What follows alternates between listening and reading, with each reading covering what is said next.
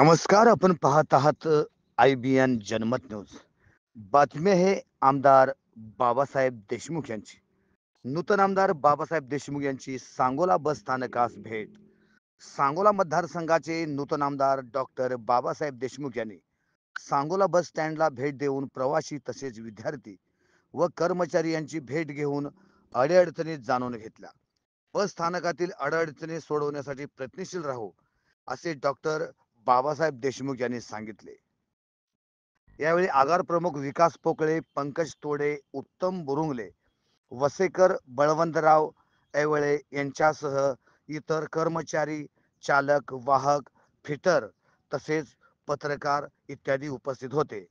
या कर्मचाऱ्यांच्या वतीने झाडाचे रोप देऊन बाबासाहेब देशमुख यांचा सत्कार करण्यात आला. आमदार डॉक्टर बाबासाहेब देशमुख यांनी सोमवार दिनांक 2 डिसेंबर रोजी सांगोला बस स्थानकास सदिच्छा भेट दिली. यावेळी त्यांनी सांगोला बस स्थानकाची पाहणी केली. बस डेपोतील वाढलेले चिलार झाडे तसेच स्थानकातील तुंबलेल्या गटारी नगर परिषदेच्या सहकार्याने स्वच्छ करा, शौचालय दररोज स्वच्छ करा अशा सूचना दिल्या.